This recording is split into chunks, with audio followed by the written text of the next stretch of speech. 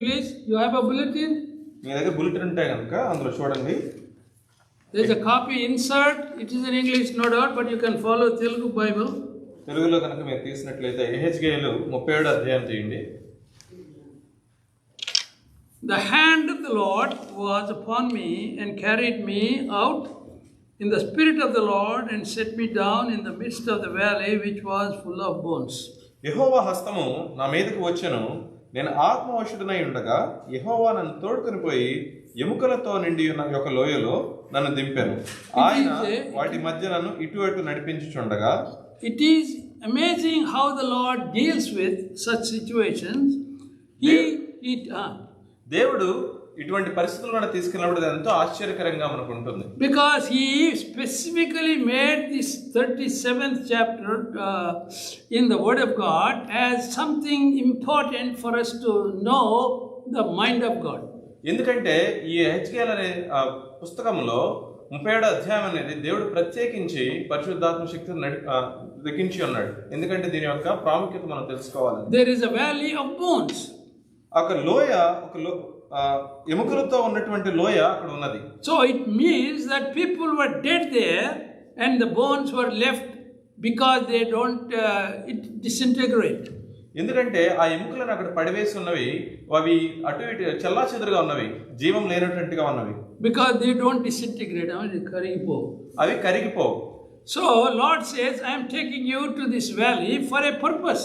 దేవుడు అంటూ అన్నాడు, నేను ఈ లోయలోకి తీసుకెళ్తున్నాను ఒక విషయం నీకు చెప్పడానికి. And caused me to pass by them round about, and behold, there were very many in the open valley, and lo, they were very dry. ఎముకలు అనేకములు ఆ లోయలో కనబడెను, అవి కేవలము ఎండిపోయినవి. There was no life in them at all. వాటిలో జీవం అస్సలు ఉండలేదు. They don't know which bone connects to what bone. ఏ ఎముక మరి ఇతర ఎముకలతో కలిసి ఉన్నదో వాళ్ళకి తెలియలేదు. And he said unto me, Son of man, can these bones live? And I answered, O Lord God, thou knowest. ఆయన, నరపుత్రుడా, ఎండిపోయిన ఈ ఎముకలు బ్రతుకగలవా అని నన్ను అడుగగా, ప్రభువా యెహోవా అది నీకే తెలునని నేను అంటిని. That's what the right answer for a prophet to answer to God. ఓ ప్రవక్తకి అది సరైన సమాధానం దేవునికి చెప్పడానికి. Only God knows when bones are going to be alive. దేవునికి మాత్రమే తెలుసు ఆ ఎముకలు ఎప్పుడైతే బ్రతికి వస్తాయనేది. We were dead in our sins and trespasses. Is Ephesians chapter 2. ఎఫెసీయులకు రాసిన పత్రిక 2వ అధ్యాయం 1వ వచనం చూసినట్లయితే మనం మన పాపములో చచ్చిన వారమై ఉన్నాము. Then let's read that. Ephesians chapter 2 verse 1 onwards. మీ అపరాధముల చేతను పాపముల చేతను మీరు చచ్చిన వారై ఉండగా ఆయన మిమ్మును క్రీస్తుతో కూడా బ్రతికించెను. So he made us alive in Christ Jesus. ఆయన మనల్ని క్రీస్తుతో కూడా బ్రతికించెను. Because only he knew what is the solution of a dead person being alive. ఆయనకి మాత్రమే తెలుసు ఆ యొక్క చనిపోయిన వాడు బ్రతికి రావడం ఎలా అనేది. So Christ has been given as a first fruit for us. క్రీస్తు ప్రథమ ఫలముగా మనకు ఇవ్వబడి ఉండెను. And he was the one who was asked by the Lord to come in the right time, as we see in Galatians chapter 4 verse 4.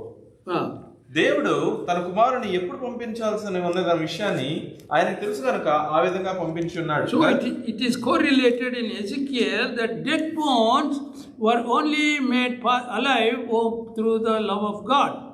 ఇది ఎహెచ్కేల్లో వింటున్నటువంటి విషయం. ఆ యొక్క ఎముకలు ఏ విధంగా అయితే జీవంలోకి వస్తూ ఉన్నాయో దానితో మనం వాటిని దేవుడు మాత్రమే ఎరిగి ఉన్నాడు, బ్రతికించగలడు. And again he said unto me, prophesy upon these bones and say unto them, O ye dry bones, hear the word of the Lord. ఆయన మళ్ళీ అంటూ ఉన్నాడు, 4వ వచనం ఎహెచ్కేలు 37:4.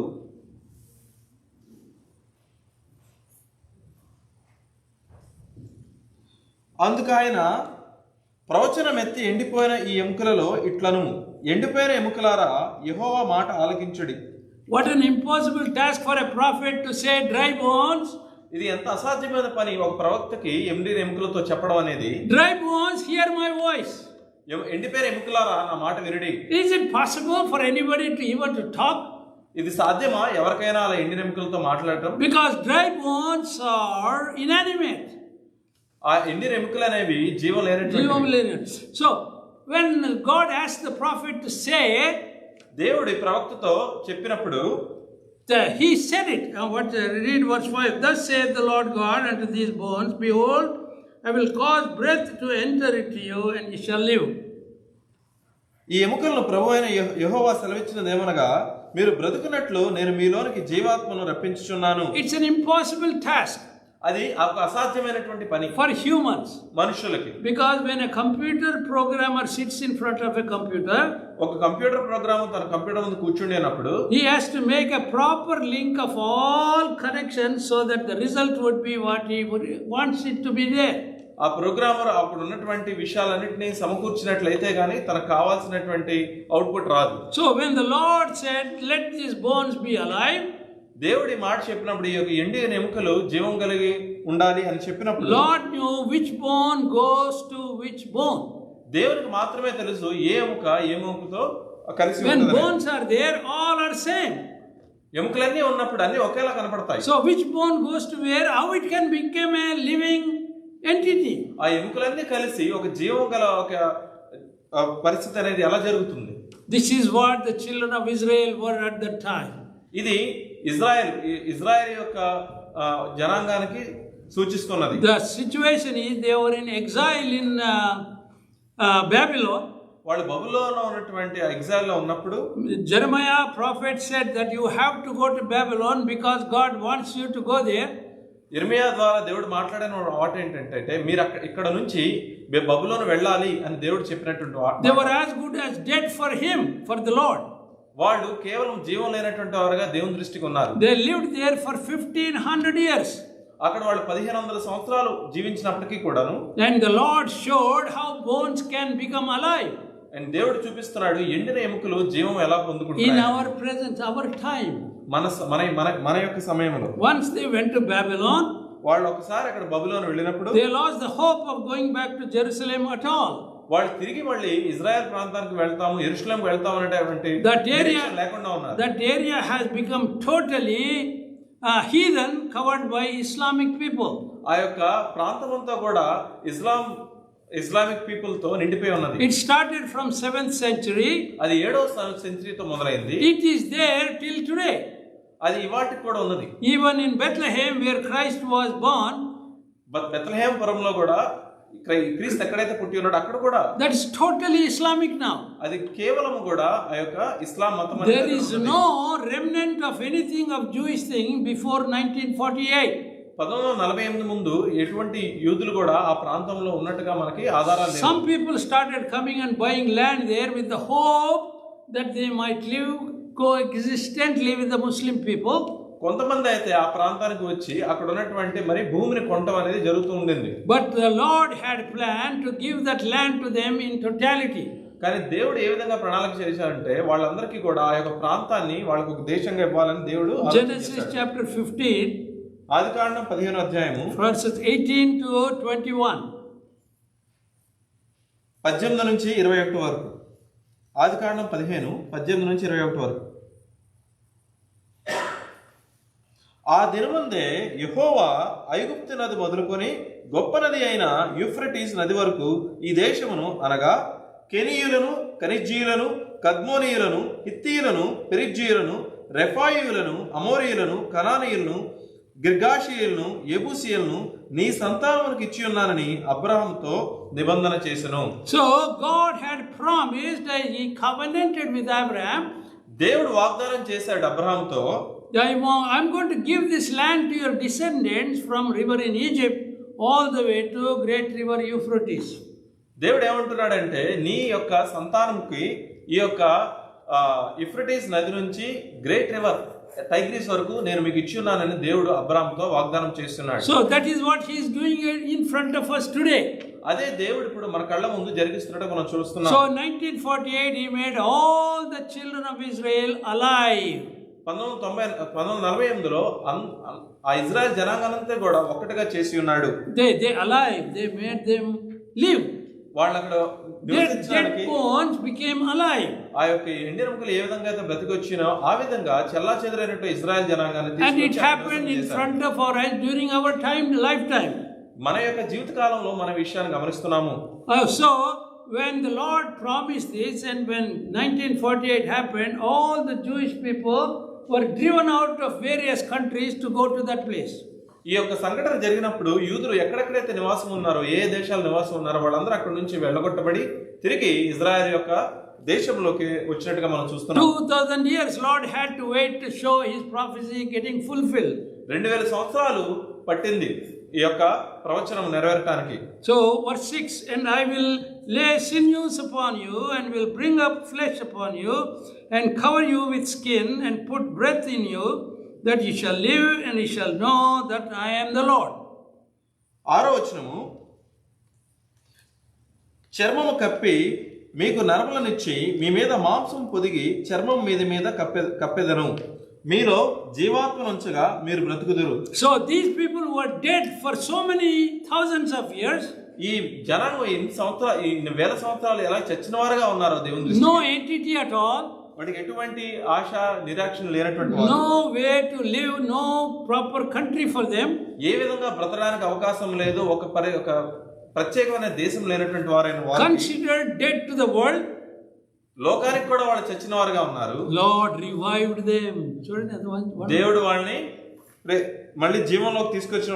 So he said, what I am going to do, I am going to give you normal, make you normal people, O bones.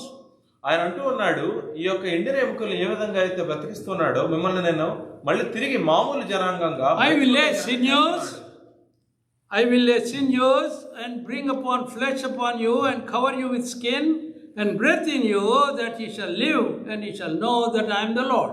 చర్మం కప్పి మీకు నరములనిచ్చి మీ మీద మాంసం పొదిగి చర్మం మీ మీద కప్పెదను, మీరు జీవాత్మనుంచగా మీరు బ్రతుకుదురు, అప్పుడు నేను యెహోవానై ఉన్నానని మీరు తెలుసుకొందురు. That's what Lord is doing in front of us. అదే దేవుడు మన కళ్ళ ముందు చేస్తూ ఉన్నాడు. So I prophesied as I was commanded, and as I prophesied there was a noise, and behold a shaking, and the bones came together, bone to his bone. ఆయన నాకు ఇచ్చిన ఆజ్ఞ ప్రకారము నేను ప్రవచించుండగా గడగడమని ధ్వని ఒకటి పుట్టెను, అప్పుడు ఎముకలు ఒకదానితో ఒకటి కలుసుకొనును, నేను చూచుండగా నరములను మాంసమును వాటి మీదకి వచ్చెను, వాటిపైన చర్మం కప్పెను, అయితే వాటిలో జీవాత్మ ఎంత మాత్రము లేకపోయెను. And when I beheld, lo, the sinews and the flesh came up upon them, and the skin covered them above, but there was no breath in them. Then said he unto me, prophesy unto the wind, prophesy, son of man, and say to the wind, thus saith the Lord God, come from the four winds, O breath, and breathe upon these slain, that they may live. అప్పుడు ఆయన, నరపుత్రుడా, జీవాత్మ వచ్చినట్లు ప్రవచించి ఇట్లను, ప్రభువుకు యెహోవా సెలవిచ్చినదేమనగా, జీవాత్మ నలుదిక్కుల నుండి వచ్చి హతులైన వీరు బ్రతుకునట్లు వారి మీద ఊపిరి విడుము. So now what we are going to see in this portion, what we are reading, ఈ యొక్క పోర్షన్ లో మనం ఏం నేర్చుకుంటున్నామంటే, the Lord can do great things which humanly it is impossible. దేవుడు గొప్ప కార్యాలు చేస్తున్నాడు, మనుషులకు ఏవైతే అసాధ్యమై ఉన్నావో. Same thing happened when the children of Israel, Jewish people, were brought from various countries by force into this land called Israel today. ఇలాంటి సంఘటన జరిగింది ఎప్పుడైతే యూదులు మిగతా ప్రాంతాల నుంచి కొనుక్కోబడి ఇజ్రాయెల్ దేశానికి వచ్చినప్పుడు. And verse 10, so I prophesied as he commanded me, and the breath came unto them, and they lived and stood up upon their feet, an exceeding great army. 10వ వచనము, ఆయన నాకు ఆజ్ఞాపించినట్లు నేను ప్రవచింపగా జీవాత్మ వారిలోనికి వచ్చెను, వారు సజీవులై లేచి లెక్కింపు శక్యము కాని మహాసైన్యమై నిలిచిరి. They have become a great army today. వాళ్ళు గొప్ప సైన్యంగా ఇవాళ ఉంటున్నట్టుగా మనం చూస్తున్నాం. When the Lord spoke to Ezekiel, దేవుడు యెహెజ్కేలుతో మాట్లాడినప్పుడు, that was in 7800 BC, before Christ. క్రీస్తు రాకమునకు దాదాపు 600-700 సంవత్సరాలప్పుడు దేవుడు యెహెజ్కేలుతో మాట్లాడినప్పుడు, he said that this is going to happen to these bones which I am the responsible. ఆయన అంటూ ఉన్నాడు, ఈ యొక్క ఎముకలకి జీవాన్ని ఇస్తా ఉన్నాను, నేనే దీనికి బాధ్యుడిగా ఉన్నాను. And they were no more cowed down people, they were the army for the Lord. వాళ్ళు ఎంత మార్గము ఇంకా పిరికివారు కారు గాని వాళ్ళు గొప్ప సైన్యంగా ఏర్పరచబడినటువంటి That's why I like this book Ezekiel. అందుకనే నా యొక్క పుస్తకం అంటే ఎంతో ఇష్టము. Because it tells what is the mindset of God. ఎందుకంటే ఇది దేవుడి యొక్క ఆలోచనలు మనకు చెప్పుచున్నది. Nowhere he takes this prophet to a valley where there are dry bones. ఏ విధంగా కూడా ఈ యొక్క ప్రవక్త ఆ యొక్క లోయలోకి వెళ్ళి ఎండిన ఎముకలతో మాట్లాడటం అనేది అసాధ్యము. So Lord said, I'm going to make them alive because I am their God. దేవుడు అంటూ ఉన్నాడు, వాటిని నేను బ్రతికించి ఉన్నాను ఎందుకంటే వారి దేవుడినై నేను ఉన్నానని చెప్పి దేవుడు చెప్తున్నాడు. But this is only physical aspect. కానీ ఇది కేవలం భౌతికమైనటువంటి విషయము. When you will come to a spiritual aspect of these people who are in the land of Jewish people, అయితే వాడి యొక్క ఆత్మీయ విషయమై మనం చూసినట్లయితే they are still lacking their spirit. వాళ్ళు ఇప్పటికీ కూడా వాళ్ళ ఆత్మను దేవుని యొక్క సన్నిధిలో Lord sent his son 2000 years ago. దేవుడు తన కుమారుని 2000 సంవత్సరాల క్రితం పంపించాడు. Let's read it with you. Galatians 4 and 5. గలతీయులకు రాసిన పత్రిక 4వ అధ్యాయం 4-5 వచనాలు చదువుకుందాం. Galatians 4 and 5. అయితే కాలము పరిపూర్ణమైనప్పుడు దేవుడు తన కుమారుని పంపెను. ఆయన స్త్రీ యందు పుట్టి మనము దత్తపుత్రులు కావాలనని ధర్మశాస్త్రమునకు లోబడి ఉన్న వారిని విమోచించుటకై ధర్మశాస్త్రమునకు లోబడిన వాడాయను. Spiritual revival is when you become an adopted child to God. ఆత్మీయంగా మళ్ళీ మనం ఎప్పుడు జన్మిస్తామంటే దేవునికి మనం దత్తపుత్రులుగా పుట్టినప్పుడు. For that there is a procedure. దానికి ఒక మార్గం ఉన్నది, పద్ధతి ఉన్నది. But when the fullness of the time was come, God sent forth his son, made of a woman, made under the law, to redeem them that were under the law, that we might receive the adoption of sons. అయితే కాలం పరిపూర్ణమైనప్పుడు దేవుడు తన కుమారుని పంపెను. ఆయన స్త్రీ యందు పుట్టి మనము దత్తపుత్రులను కావాలనని ధర్మశాస్త్రమునకు లోబడి ఉన్న వారిని విమోచించుటకై ధర్మశాస్త్రమునకు లోబడిన వాడాయను. So now we see dry bones become living army for the Lord.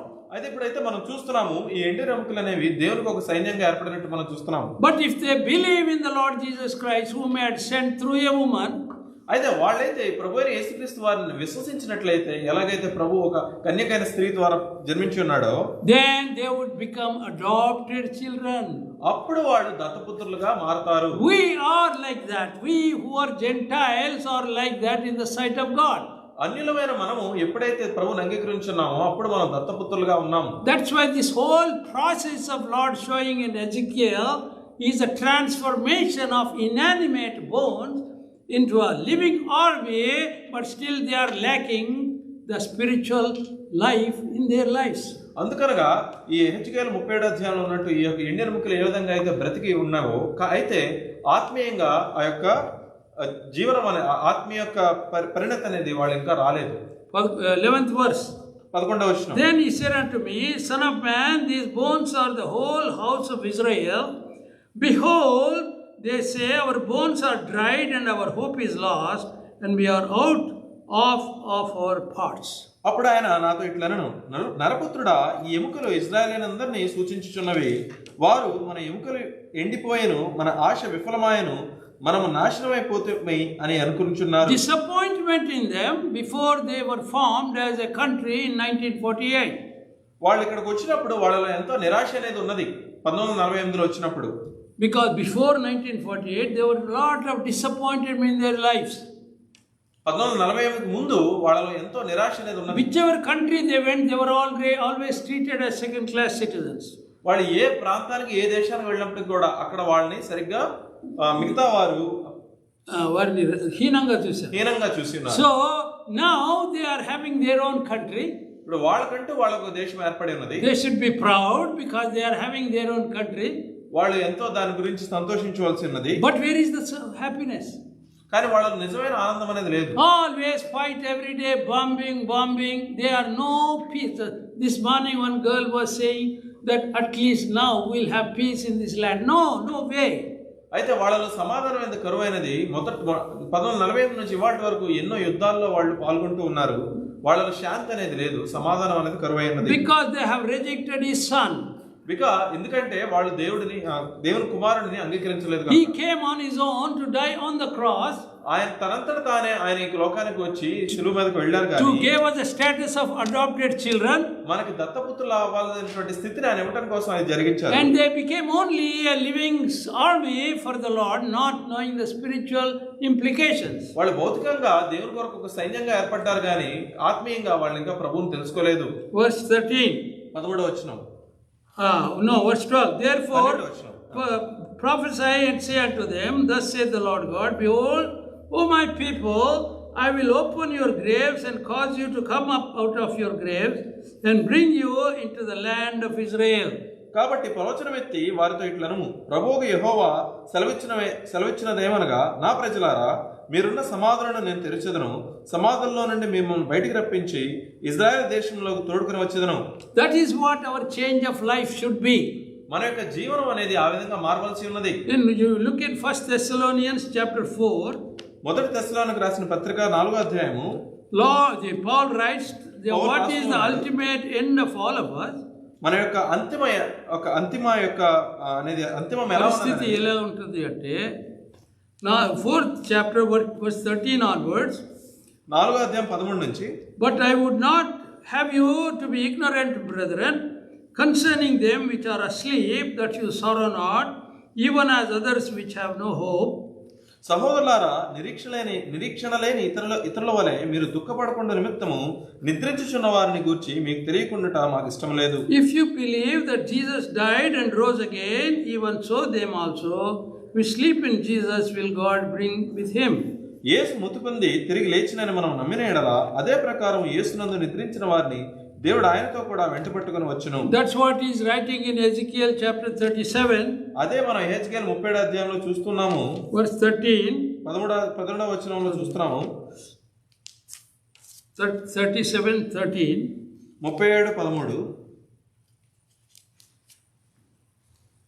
And ye shall know, verse 12, and therefore prophesy, say unto them, thus saith the Lord God, behold, O my people, I open your graves and cause you to come out of your graves and bring you unto the land of Israel.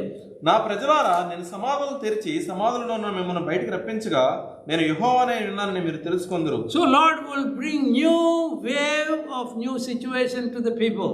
దేవుడు కొత్త మార్గాలను కొత్త పరిస్థితులను తన యొక్క పిల్లలకు ఇస్తూ ఉన్నాడు. And you shall know that I am the Lord when I have opened your graves, O my people, and brought you up out of your graves.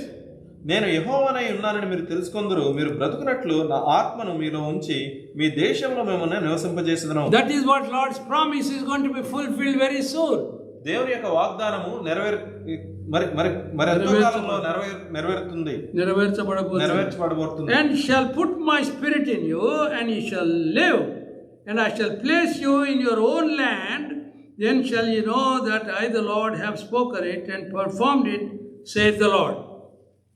అయితే నా ఆత్మను మీలో ఉంచి మీ దేశంలో నివసింపజేసేదను. యెహోవా నాకు నేను మాట ఇచ్చి దాన్ని నెరవేర్చునని మీరు తెలుసుకొందురు. ఇదే యెహోవా వాక్కు. That's why I have a hope, even if this generation of people who are in the land called Jewish land called Israel perish, but Lord will bring up new souls for him. అయితే నాకు నిరీక్షణ అయితే ఉంది, ఇప్పటికీ కూడా యూదులు ఆ యొక్క ఇజ్రాయెల్ దేశంలో ఉన్నటువంటి వారు ప్రభువుని నిరాకరించినప్పటికీ కూడా ఎప్పటికైనా కానీ దేవుడు కొత్త ఆత్మలను అక్కడ తీసుకొస్తాడని నేను నమ్ముతున్నాను. That is the phase what we saw with our own eyes, how God fulfilled his prophecy as per Ezekiel. మన కళ్ళ ద్వారా మనం దేవుని యొక్క ప్రవచనం ఎలా నెరవేరిందనేది మనం చూస్తున్నాము. So Lord is talking to us today. దేవుడు మనతో మాట్లాడుతున్నాడు ఇవాళ. If you don't know the Lord as a savior, నీకు దేవుడు తెలియనట్లయితే ఆయన్ని నీ యొక్క స్వకీయ రక్షకుడుగా నీకు తెలియనట్లయితే, Lord who could raise dead bones into a living body of his army, ఏ విధంగా అయితే ఎండిన ఎముకలను నివసించేటువంటి ఒక సైన్యముగా దేవుడు మార్చి ఉన్నాడో, he will put a new spirit in you. నీలో కొత్త ఆత్మను ఆయన నింపగలడు. You will become a new person in the Lord. నీవు కొత్త మనిషిగా, కొత్త వ్యక్తిగా దేవుని యొక్క ప్రభువైన క్రీస్తునందు పుట్టగలవు. Lord promised and he prophesied and he fulfilled. దేవుడు వాగ్దానం చేశాడు, ప్రవచించాడు, దాన్ని నెరవేర్చాడు. Still there is something lacking in the present day nation of Israel. అయితే ఇప్పటికీ కూడా ఆ యొక్క ఇవాల్టి ఇజ్రాయెల్ దేశంలో మరి దేవుని యొక్క ఆత్మీయ సంబంధం అనేది లేకున్నది. Same thing, we as Gentiles were neglecting or rejecting the Lord as our Savior for many years. అదే విధంగా అన్యులైన మనం కూడా ప్రభువుని ఎన్నో సంవత్సరాల నుంచి, ఎన్నో యుగాల నుంచి నిరాకరిస్తున్నాము. Lord is not going to condone ignorance. అయితే దేవుడైతే మాత్రం మన యొక్క ఇగ్నరెన్స్, దేవుడు మన నిర్లక్ష్యాన్ని ఉపేక్షించడు. But out of his grace, అయితే ఆయన కృప ద్వారా, I'm talking specifically for the Indian subcontinent, అయితే నేను ఇండియన్ సబ్ కాంటినెంట్ లో ఉన్న వారి గురించి మాట్లాడుతున్నాను. Lord cent his word during 1600. అయితే 1600 శతాబ్దంలో 17 శతాబ్దంలో దేవుడు తన వాక్యాన్ని ఇండియాకి పంపించున్నాడు. Then William Carey took it on his task to translate the word of God from Hebrew and Greek to my language. William Carey ఆ యొక్క హీబ్రూలోను గ్రీక్ లో రాసినటువంటి బైబిల్ ని తెలుగులో తర్జుమా చేసి ఉన్నాడు. And my forefathers understood what is in the word of God. అయితే మా తాతలు, వాళ్ళ తాతలు ఆ యొక్క భాషను వాళ్ళు అర్థం చేసుకోగలిగినారు. And we were brought into his grace out of his mercy. ఆయన కృపలోకి, ఆయన యొక్క కరుణ ద్వారా మేము తీసుకొచ్చు. And we are able to read this word, what is mindset of God. అయితే మేమైతే దేవుని వాక్యాన్ని ధ్యానించగలిగి ఉన్నాము. మనసు తెలుసుకోవడానికి Lord put his spirit upon me and Sandeep and others. అయితే దేవుడు తన ఆత్మను మరి నా మీద, సందీప్ మీద కుమ్మరించడం మేము చూస్తున్నాము. And we became a living army for the Lord. మేము జీవం కలిగినట్టు సైన్యమై ఉన్నాము దేవుని కొరకు. Now we are on a war path and Lord gave us the armor to wear, armor of salvation into what is that, armor of God in Ephesians chapter 6. అయితే మేము యుద్ధం చేస్తున్నాము, ఆ యుద్ధ పరికరాలు మేము ధరించుకుని ఉన్నాము. And that will give us a time to face the enemy. అయితే ఈ యొక్క మా యొక్క శత్రువుతో పోరాటానికి ఆ యొక్క దేవుడు ఇచ్చినటువంటి ఆ యొక్క యుద్ధ పరికరాలు మనకు ఉపయోగపడతాయి. The Lord made bones alive, not to be docile. అయితే దేవుడు ఆ ఎండిన ఎముకలను అణిగిమణిగి ఉండకుండా బ్రతికించున్నాడు. He made it an army. వాటిని ఒక సైన్యంగా దేవుడు ఏర్పరిచాడు. Army is fit to fight against the enemy. ఈ సైన్యం అనేది శత్రువును ఎదుర్కోవడానికి సిద్ధంగా ఉంటుంది. Army is ready to face any problem for the Lord's sake. అయితే ఈ సైన్యం అనేది దేవుని యొక్క కొరకు ఎటువంటి సమస్యనైనా ఎదుర్కోవడానికి సిద్ధంగా ఉంటుంది. When he put his spirit into the army, అయితే దేవుని ఆత్మను గనుక ఆ యొక్క సైన్యంలో పెట్టినట్లయితే they became army to fight for the righteousness what God had intended. అయితే ఆ యొక్క సైన్యం అనేది దేవుని నీతి కొరకు సిద్ధపరచబడుతుంది. That's what we are today. అదే ఇవాళ మనం అయి ఉన్నాము. We are able to see the prophecy of the Savior God fulfilled in front of our eyes. అయితే దేవుడు తన కుమారుడు గురించి ప్రవచించినటువంటి ఆ యొక్క ప్రవచనం నెరవేరినట్లు మనం చూస్తున్నాము. It's amazing way Lord had made it possible. ఇది ఎంతో ఆశ్చర్యకరమైనటువంటి విషయము. Way back when the children of Israel were taken to Egypt through the process Lord had made it through Joseph. అయితే ఎంతో కాలం క్రితము ఇజ్రాయెల్ జనాంగం ఐగుప్తు కొరపబడినప్పుడు through Joseph, యోసేపు ద్వారా Lord had mentioned about the importance of Pharaoh in Romans. అయితే ఫరో యొక్క ముఖ్యమైన విషయాన్ని మనకి రోమాలకు రాసిన పత్రికలో దేవుడు మనకి పొందుపరిచి ఉన్నాడు. I made Pharaoh to be a Pharaoh at that time because it is my desire that he should be there. అయితే ఆ ఫరోకు ఉన్నటువంటి శక్తిని మరి ఆ సమయంలో ఉండటం అనేది మరి నా ఇష్ట ప్రకారం జరుగుతుంది. And out of a forceful hand Lord brought his children out of bondage from this Pharaoh. అంత శక్తివంతమైన ఫరో చేతుల నుండి ఇజ్రాయెల్ జనాంగాన్ని దేవుడు ఐగుప్తు నుంచి బయటికి తీసుకొచ్చి ఉన్నాడు. And he made them walk 40 years in the wilderness. వాళ్ళని 40 సంవత్సరాలు ఆ యొక్క అరణ్యంలో నడిపించి ఉన్నాడు. The whole generation of that time has perished.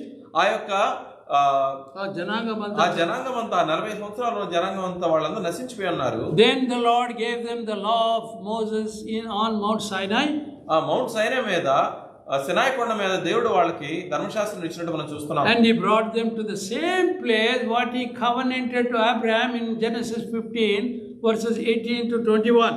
అయితే అబ్రహాముకి ఏ యొక్క ఆయన నిబంధన ఇచ్చి ఉన్నాడో ఆ ప్రాంతానికి వీళ్ళందరినీ అక్కడ తీసుకొచ్చడం మనం చూస్తున్నాం. Then in second phase, అయితే రెండో ఫేజ్ లో in the first century of in the modern day after Christ came, క్రీస్తు వచ్చి వెళ్ళిన తర్వాత మొదటి శతాబ్దంలో all Jewish people were scattered. ఆ యూదులందరూ కూడా చెల్లాచెదరైపోయి ఉన్నారు. Because of various kingdoms coming and treating them very badly, they had to scatter, run away to various places. ఎన్నో రాజ్యాలని వచ్చినప్పుడు వాళ్ళందరూ అక్కడ నుంచి చెల్లాచెదరిపోవడం జరిగిపోయింది. Then the Lord created Hitler. అయితే దేవుడు వాళ్ళ కొరకు ఒక ప్రదేశాన్ని ఏర్పరచుకున్నాడు. హిట్లర్ వచ్చి ఉన్నాడు. So Hitler, we think he is an evil guy. Hitler ఒక దుర్మార్గుడని మనం అనుకుంటాము. But Lord put him there so that for his children he created a new nation. అయితే దేవుడు అతను ఎందుకు అక్కడ ఉంచున్నాడంటే తన యొక్క బిడ్డలకి ఒక దేశాన్ని ఇవ్వడం కోసం. He brought them to the same place. ఆయన వాళ్ళందరూ వాళ్ళు అక్కడికే తీసుకొచ్చి ఉన్నారు. And it is all by force they all came, because not by their own choice. అయితే వాళ్ళందరూ ఇష్టపూర్వకంగా రాలేదు కానీ మరి బలవంతంగానే ఆ ప్రాంతానికి చేర్చబడ్డారు. That is the fulfillment of prophecy of Ezekiel chapter 37. మరి ఎజెకియేలులో 37లో చెప్పినటువంటి ప్రవచనం నెరవేర్చడం అంటే మరి అదే. So Lord had planned for his people from the beginning. దేవుడు తన బిడ్డల కొరకు మొట్టమొదటి నుంచి కూడా తన ప్రణాళికను ఏర్పరచున్నాడు. 37 second chapter tells about different group of people. 37 అధ్యాయంలో రెండో భాగం వేరే ఒక గుంపు గురించి చెప్తున్నది. That we will see next week. వచ్చే వారం దాని గురించి మనం చూద్దాం. Because that is very important for us to understand. ఎందుకంటే అది ఎంతో ప్రాముఖ్యమైనది మనం అర్థం చేసుకోవడానికి. It is the first phase which is being done. ఇది ఒక మొదటి భాగము మనం ఇవాళ చూస్తున్నాము. But peace must prevail in that land. అయితే సమాధానం అనేది ఆ యొక్క ప్రాంతంలో ఉండవలసింది. How it is going to be done until the Lord gives the whole land to the Jewish people, what he has promised in Genesis chapter 15 verse 18 onwards.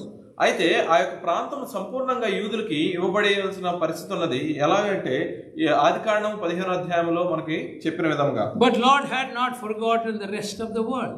అయితే దేవుడు మరి మిగతా దేశాలను మిగతా ప్రపంచాన్ని మర్చిపోలేదు. We are all human beings. మనందరం కూడా మనుషులమే. God loves each one of us. దేవుడు అందరిని ఒకే విధంగా ప్రేమించాడు. God wants all of them. That's why John 3:16 says, దేవుడు అందరిని ప్రేమించున్నాడు. అందుకనే యోహాను సువార్త 3:16 అంటుంది, God so loved the world. దేవుడు లోకమును ఎంతో ప్రేమించెను గనుక తన అద్వితీయ కుమారునిగా పుట్టినవానియందు విశ్వాసం ఉంచి ప్రతివాడును నశింపక నిత్య జీవం పొందునట్లు ఆయనను మనకు అనుగ్రహించాడు. So Lord is showing to prophecy, we'll see next week, how the rest of the world is being brought into his fold. అయితే వచ్చే వారం మనం మిగతా యొక్క దేశాలు మిగతా జనాంగాలను కూడా దేవుడు ఎలాగ ఆయన ఎదురు తీసుకొస్తున్నాడు అనే విషయాలను మనం చూడబోతున్నాం. Such a living document you don't see anywhere else in the world. ఇటువంటి జీవ గ్రంథం అనేది మరి ఇంకెక్కడ మనం చూడగలం. That's why I like the book of Ezekiel, so dear to me. అందుకనే ఈ హెచ్కేల పుస్తకం అనేది నాకు ఎంతో ప్రియమైనది. Everywhere the prophecy is getting fulfilled with respect to all of us. ప్రతి చోట కూడా దేవుడు ప్రవచించిన విషయాలను నెరవేర్చినట్లు మనం చూస్తున్నాము. Lord wishes everybody to be born again, to receive the Lord Jesus Christ as their savior. అయితే దేవుడు ప్రతి ఒక్కళ్ళు కూడా మళ్ళీ పుట్టాలని దేవుని మనందరూ ఆయన అంగీకరించాలని దేవుడు ఆశపడుతున్నాడు. That's why he is working in our lives. అందుకనే దేవుడు మనలో పనిచేస్తూ ఉన్నాడు. We can as well neglect him. We don't say we don't know him. మనం చెప్పొచ్చు నువ్వు నాకు తెలియదు అని చెప్పి. But who came 2000 years ago still is responsible for many of the things which are happening in our life. అయితే 2000 సంవత్సరాల క్రితం వచ్చినటువంటి ఆ మన ప్రభు అన్ని విషయాలకు కూడా బాధ్యత వహిస్తున్నాడు. He is a living God. ఆయన జీవించేటువంటి దేవుడు. He is acting with us, working with us and doing everything responsible in our lives. అయితే ఆయన మనతో ఉన్నాడు, మనతో నడుస్తూ ఉన్నాడు, మనలో జీవిస్తూ ఉన్నాడు. మన జీవితంలో జరిగే ప్రతి పనికి కూడా ఆయన పని చేస్తున్నాడు. Some problems come. అయితే మన జీవితంలో సమస్యలు వస్తాయి. Physically, భౌతికంగా, health wise, ఆరోగ్యపరంగా, financial wise, ఆర్థిక పరంగా, relational wise, మిగతా వాళ్ళతో సంబంధమైన విషయాల్లో. But God is always there to teach us what is the right thing. అయితే దేవుడు ఎప్పుడు మన తోడు ఉన్నాడు, ఏది సరైనదో మనకు చెప్పడానికి. Today I want you to know this Savior. అయితే ఇవాళ నేను అంటున్నాను మీరు దేవుని తెలుసుకోవాలని చెప్పి. Because tomorrow may come any time. అయితే రేపు అన్నది ఎప్పుడైనా రావచ్చు. And Lord will come along with that. అయితే దేవుడు రేపే రావచ్చు. Are you found short during his visit? మరి దేవుడు వచ్చే సమయానికి మీరు సిద్ధంగా ఉన్నారా? Lord wants you to be in his fold. అయితే దేవుడు తన సన్నిధిలో మీరు ఉండాలని ఆశపడుతున్నాడు. Think of it. అయితే ఆలోచన చేయండి. Let's pray. ప్రార్థన చేసుకుందాం. Loving and Heavenly Father, wonder-working God, we want to thank you, praise your name, guide us, lead us. What a wonderful portion of scripture you gave us. Oh Lord, enable us to meditate more on this. Oh Lord, guide us, lead us, show your mercies upon us. We pray for the needs of the fellowship. Oh Lord, be with Enosh, touch his cold, be with Sandeep's parents. Oh Lord, give them ease from their pain. Pray for Ryan and Grace as they are traveling back to Seattle. Give them safe travel. We pray for the complete healing of Ryan, and we pray for Anusha, her treatment may be starting soon. Oh Lord, give her peace of mind. We pray for the needs of each other and guide us, lead us. We pray for Jamie. Thank you for the good news we heard. Pray for Roy and Peggy as they would be traveling to Europe this week. Oh Lord, we give them safe travel mercies. Oh Lord, lead us and guide us. We ask all these in the name of our Lord and Savior, Jesus Christ. Amen. Amen. Now, love of the Father, grace of the Lord Jesus Christ, and the fellowship of the Holy Spirit be with us all now and forever. Amen. Amen.